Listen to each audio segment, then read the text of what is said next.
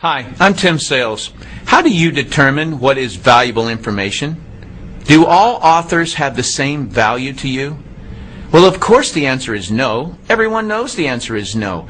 But if you were to ask people, what method do you use to determine if what you read or hear is valuable or not? You'll get some pretty goofy answers. I had a lady actually tell me that she determines the validity of what she reads based on whether the information is balanced. Meaning if the author gives credit to both sides of an argument, then she believes that content to be true and valuable. That's pretty goofy because based on her belief, if someone is absolutely certain about their subject, she doesn't trust or value it. Another person claimed that it depends if the website or presenter looked professional. That too is goofy and can lead one down many wrong paths. My former profession was underwater bomb squad. The information we operated on meant life or death. I learned there how to place the correct value on what I read or heard. My desire here with this short clip is to share with you how to determine whose advice to take. The very first thing you need to determine from any author you're reading or listening to is whether you're hearing their belief on the subject or is what you're hearing provable fact. I'm saddened at how people will read a person's belief on a subject and forever operate their life as if the author gave them provable information. I remember a history professor giving the class his religious beliefs as if it was factual. The sad part is there were people who took that professor's belief mostly because he appeared to be an authority to all of us. But the information he gave us on religion was his beliefs only, none of which was provable. That being said, you have to be very careful in reading or listening to statements of so-called facts that mislead you. As an example, I recently read, your odds of making big money in network marketing are lower than winning at gambling in Las Vegas. Well, factually, the highest odds you can get in Las Vegas is the roulette table at slightly under 50-50 odds. So the author's statement is true. But how the author tricked you was by implying that making money in network marketing is based on odds or chance. It's not. It's based on performance. So the whole statistic is actually irrelevant. Had the author actually succeeded in network marketing, he would have known this. The author also tricked you by taking the statistic out of context. The author didn't tell you that no business venture in the world will give you those same 50-50 odds. There is no money-making concept in the world where 50% of the people who try it make big money. So, while his statement sounded factual, it was misleading. But probably the most helpful concept I can teach you is that there are three types of authors of content. Just so you know, my use of the word author includes both written and spoken communication. Here are the three types of authors. Those who have never done it, those who have done it and failed, those who have done it and succeeded. Author type number one are authors who have never done what they're writing or talking about. Newspapers, magazines, television writers, and reporters rarely have done what they're writing or talking about. Their information comes from hearsay and as an outsider looking in. Many attorneys, professors, parents, and in-laws give advice on subjects they've never done. The majority of the books at the bookstore are from authors who have never done what they're writing and talking about. They can write or speak about it, but cannot succeed at doing it. Their advice is rarely sound because it's based on invention, another person's information, or hearsay. This problem is compounded when an author simply repeats something they heard from the media. Now there are two layers of people who can't do what it is they're talking about, but think they know something about it. Authors who have never done what it is that they're writing about or who have never succeeded at it cannot possibly place the correct importance on the subject.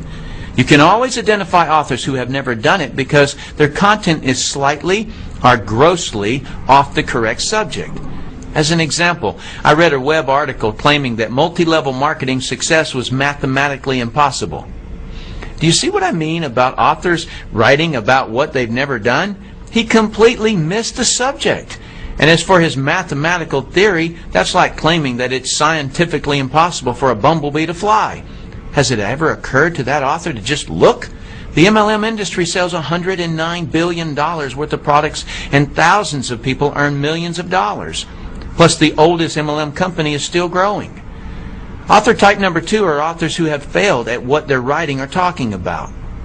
When someone has failed at what they write or talk about, it is common for them to be critical of the subject and those who do it. When someone is critical of something, they are inclined to find fault with it. Why? Because something about the subject is a complete mystery to them, and they feel inadequate. They obviously couldn't figure out some part of it, and they quit before they ever found out. Take, for example, a person who wanted to be a real estate investor but failed at it. He will project his negative experience onto whatever he writes or says about the business. He'll typically write and talk about what's hard, wrong, or dangerous about real estate. Why? Because he never figured it out, and someone who succeeds at it proves his inadequacy on the subject of real estate. His worst nightmare is people succeeding at real estate investing. His negativity may focus on the aspect of real estate investing that caused him to fail, but more than likely he doesn't know why he failed. So he tries to make everything about real estate wrong, including anyone who does real estate. Just a warning, on every subject there are more people that quit at it than people who succeed. So you may find much more negative information about your subject than positive information. Do not take advice from authors who have quit at what they write or talk about. They are resentful and do not want you to succeed where they failed. Others' success only proves their inadequacy. They may claim that they only want to protect you, but in reality, they only want to protect themselves from a sense of failure by preventing you from trying and succeeding. Author type number 3 are authors who have succeeded at what they're writing and talking about. If an author has succeeded at what they are writing or talking about, they are a valuable asset to you, and their advice is worth listening to. They know what is important and what is not important about the subject. If you hear information from author type 1 or 2 that concerns you, ask author type 3 to explain it to you. They will be able to explain things and categorize the information so that it's logical. Please note that there is a vast difference between someone who has been successful at their subject and someone who has been merely educated about it. Just because a person has studied a subject or has been doing the subject for 20 years doesn't mean they can successfully do it. A beautician can study all about hair. That doesn't mean she can cut hair to her client's satisfaction. A psychiatrist may have been able to listen to her teachers and may have been able to read the required textbooks and may have even been able to pass the state board examination on the subject. But can she fix another person's problems? If she can't, don't take her advice. A student who has been educated on a subject has only proven that she can be a successful student. She has not proven that she can successfully perform in the subject. The person you should accept advice from on a subject you're researching is the person who has gotten the results you desire. If you want to succeed, take the advice of those who have been successful. In conclusion, the easiest advice in the world to give or receive in business or money-making ventures is don't do it. But keep this idea in your mind about money. The most amount of money you'll ever lose is the amount you'll never make. Let's say you're looking at a business where you can make $1 million a year that requires an investment of a few $1,000s.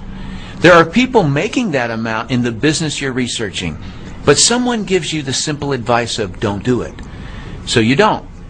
You may think you saved a few $1,000s, but what you really lost was $1 million a year. The cost of that poor advice you took was way more expensive than the few $1,000s you saved. If you read a website or listen to someone that is recommending you not do a particular business, just ask them for a better alternative where the same return is available. And of course, don't take their advice unless they've succeeded in the business they're recommending. I personally do not have a stake in what you choose to do in network marketing. But being someone who has been financially successful, it's heartbreaking to me how many people are stopped or derailed by some author who doesn't know what they're talking about and shouldn't be giving advice on something they haven't been able to succeed at. Thanks for watching this clip. I hope this information helps you to determine whose advice to take. I'm Tim Sales.